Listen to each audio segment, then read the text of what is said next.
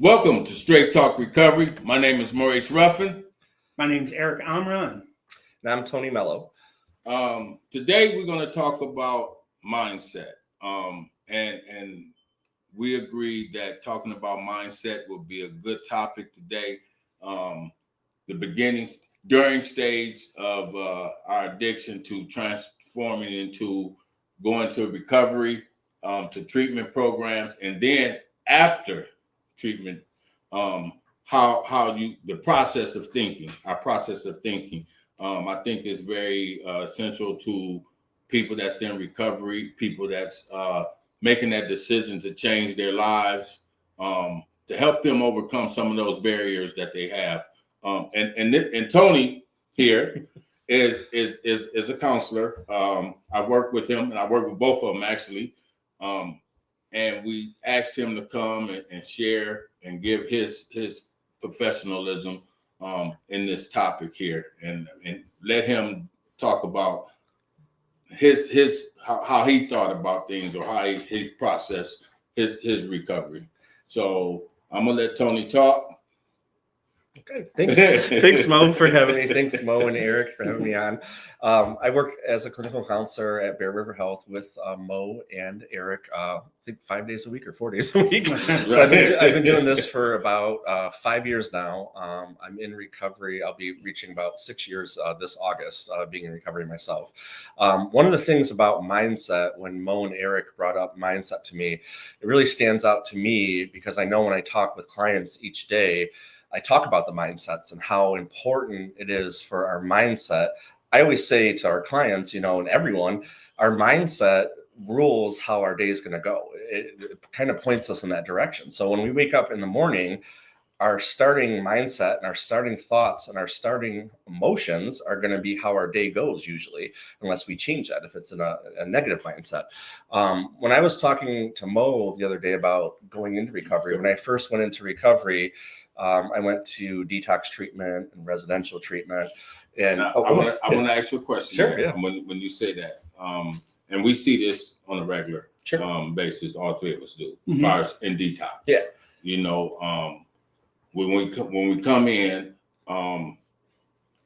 unassured, we're not sure what we're looking for. You kind of get that, like we don't know what do the treatment program offer us? Am I sure that I really want to do this? Right. Right. Is this the right place? Is this the right time? Yes, right. Right. Definitely that. Right. Definitely that. Definitely Right. that. Is this the right time? Right. Do I want to stop doing what I was doing? Yeah. My, continuing my addiction. Sure. And we see that a lot, man. How people, even me, I'm gonna say me. I'm gonna just say me. I can recall going into treatment and was like, man, I'm ready to go, man. I gotta go. Sure. Yeah. You know what I'm saying? I gotta get out of here. Yeah. It just didn't gel with me. It didn't click with me. I wasn't ready. I remember when I went into treatment, so this even expands more on that thought. I was court ordered to go to treatment. So, so now I didn't want to go at all, just because the court and the judge had told me, okay, you have to go to treatment, otherwise you're going to stay in jail. And so I'm like, okay, fine, I'll go to treatment. My lawyer's like, go to treatment, get out of here. So I did, but I remember going to treatment, and I got there, and my whole attitude going to treatment was, I don't need this, and this isn't for me. This is for the other people that are addicts. But I didn't realize, and I didn't take accountability that I was an addict. I was probably a really bad addict, Right. And I remember walking in there and just having a negative attitude, negative mindset, walking in the front doors. And I told myself, this isn't going to help. I'm just doing this because the court said I had to do it. Right. Nothing's going to change me or fix things. And this is everyone else's fault, which is incorrect, And then I slowly realized that over the first week I was there, that all these strangers that were there, the employees that were there, the strangers I didn't know, the strange clients I didn't know, all these people that I thought didn't have any idea about me or didn't know anything about me and wouldn't be able to help me, I soon realized that all these strangers actually knew me better than anyone in my life had known me. Yeah. So what would you think, Eric? So I actually love the topic because I wish I would have known earlier on just how powerful words are, right? Right. Like inside of our bodies, we have these things called neurons, and they have multiple purposes. But one of the main purposes that we have for neurons is they disperse feeling. So, like, if you think you're going to have a bad day, you are willing that into existence. Like, I don't know if anybody's ever called in sick for work and not been sick, but then later on that day you felt sick. It's because you willed that into existence, right? Convincing yourself to be sick. Right. I mean, so, like, it's very important that the mindset, mental self-talk, physical self-talk, and how you view your life will be determined by your thought processes. And that's a really good point. One of the things that, they've done brain research and scans on brains over the years. And one of the things with the brains is the frontal lobe, which is right here where I used to have tons of acne when I was growing up. Right. It's all gone now. That was back in the day. But the frontal lobe right here, that's our thought processing center. That's the realistic, that's the factual centers, the problem solving, the decisions right here in the frontal brain.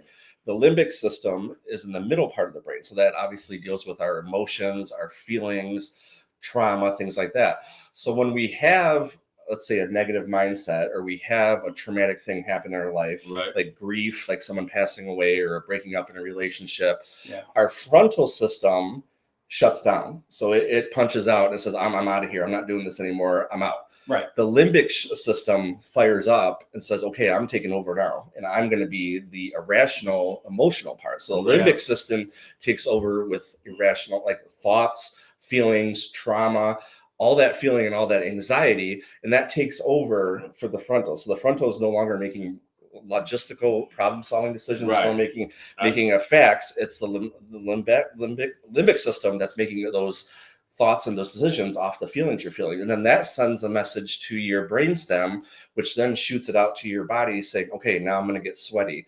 Now I'm going to not think clearly. Now I'm going to be nervous. Now my stomach's going to be upset. And that helps us, the negativity of all that helps us make negative decisions. It makes us, so it's really important to kind of take in the thoughts and process them before the emotions take over. And that's, and I say this, seeing, like, when people come in, and even me, I've did it.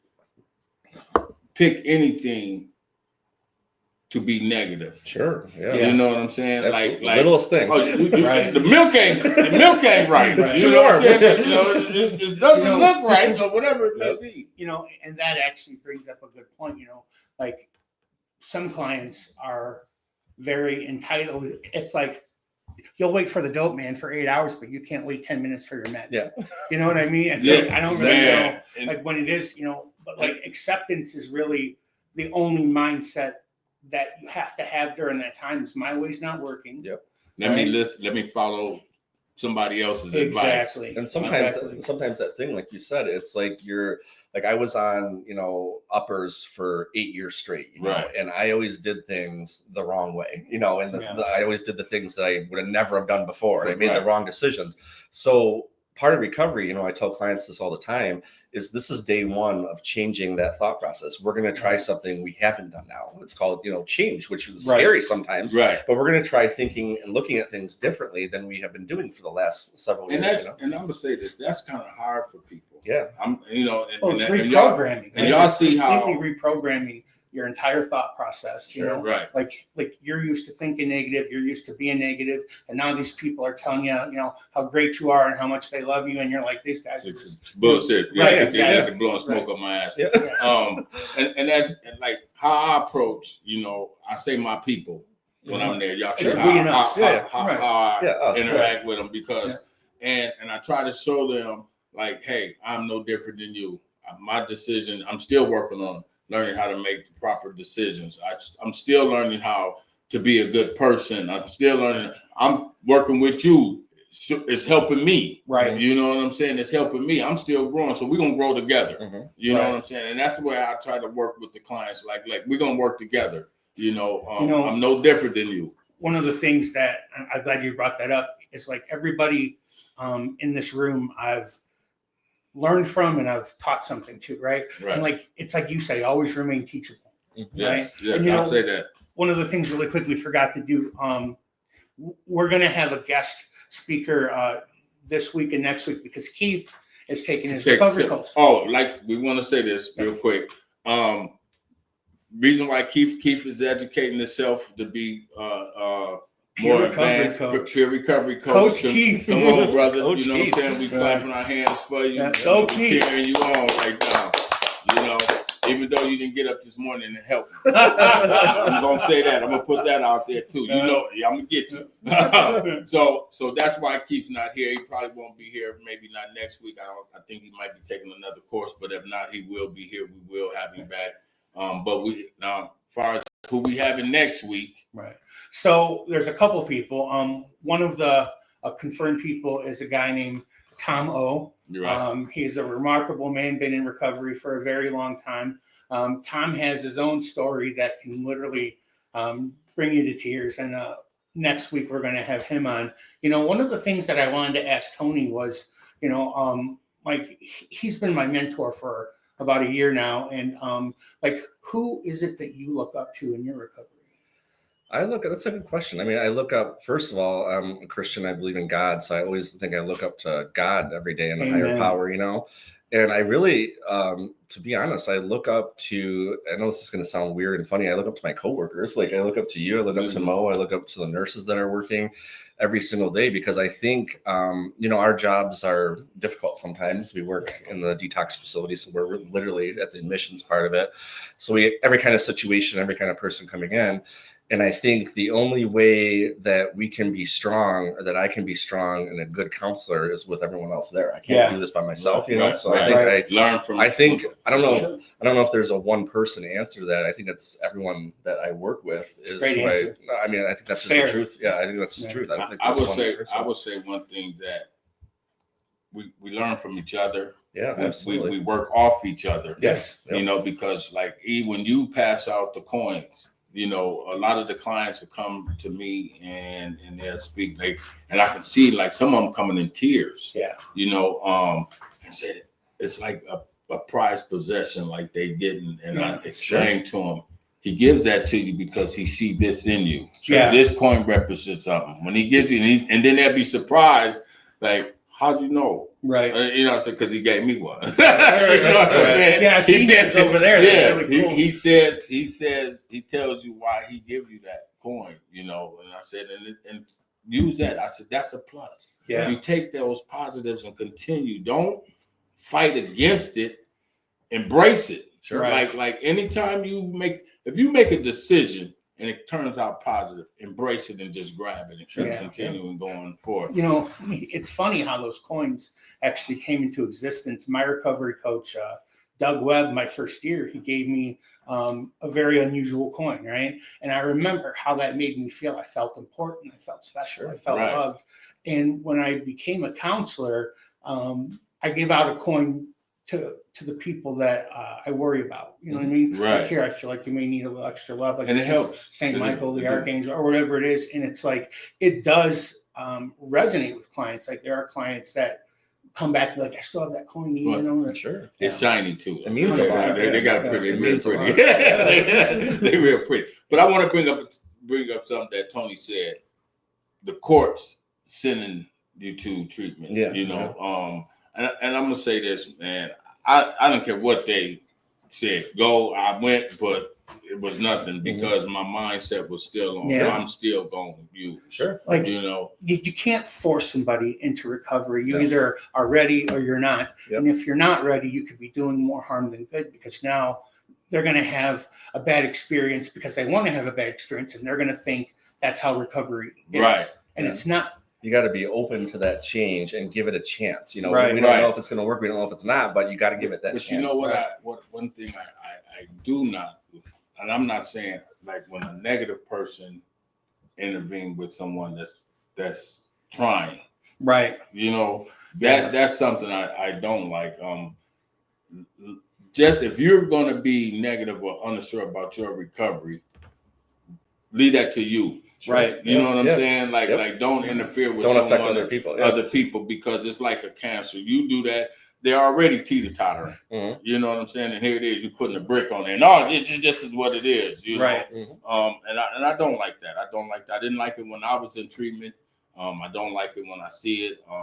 Because you can actually deter a person to their death. Yeah. You know, absolutely. God, or just interfering with them changing their lives, Like that negative self-talk, it could actually keep somebody out of treatment that would normally want to go in. Or that came in wanting to stay in, Exactly. and then they convince them, oh, now everything's bad, and I want to go. And Exactly. I just experienced this yesterday. A guy came to one of the meetings, and he had been coming for the past couple of weeks, and he looked at me, and he actually knew me. This was crazy. He knew me and Keith and him. And then yesterday he said, I'm gonna go to treatment, even though he's been, substance as far as drinking. Right. He hadn't been drinking for a couple of weeks, but he decided he wanted to get more, in his recovery, because what he's been seeing throughout this community and his connections with people been to, Bear River. Sure. He's like, man, I want to get that what you got. But it's all about you though first. Right. You have to make that decision. Like you can go, but it don't mean that you're gonna poof and it's like that. No, it's what you put in. Right.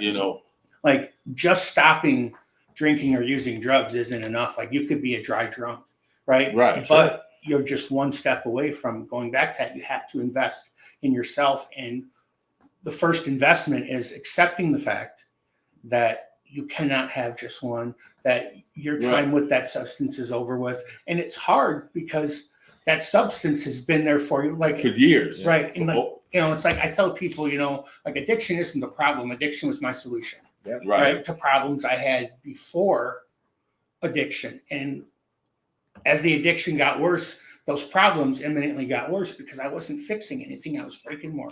You still had that. Now we go back to what we were talking about, the mindset. I think with the mindset too, one of the things that I always focus on with myself is being grateful and being thankful for things. Let me give you an example. So I use this example. I've used it in groups with clients and stuff. So this happened last winter, just a year ago. So you know how it snows up here. It really don't snow. I don't know what you call it, like Alaska. It was like Alaska or the North Pole last winter. So there was a bad snow that happened. I was getting up in the morning, early morning, getting ready to go to work, and I look outside, and my car's just buried. I see more snow on my car than I see paint on my car. So I'm like, oh God, this is gonna be great. And I go outside, and it's blizzard, it's windy, it's blowing everywhere. I'm like, it's freezing. It's like 10 degrees. So I go out there. I'm like, oh my God. So I try opening the door. All the snow goes in. So I'm like, oh great. So now I'm like, wet butt when I get in. Turn my car on. And I get my brush out. Start cleaning it off. So I'm starting to clean all the snow off, and then the wind comes and blows the snow onto me, and it goes down my shirt. So now I'm like freezing. So now I'm in a bad mood, and I get in the car and I back out and I get driving to work, and the road, my car's going like this, and it's just bad. I'm like, God, and I go, today sucks. Like this is really bad. And I said, this is going to be a bad day. And then I stopped myself and I thought, you know what? Think about what I talk to clients about, because sometimes we say stuff out of our mouths, but we don't follow what we say. Yeah. And I said, I'm gonna say this. Yeah. I'm gonna say this. Sometimes things can come out, and it's just for that person. Sure. Yeah. And you don't remember that you said something, but it was something positive. Yeah.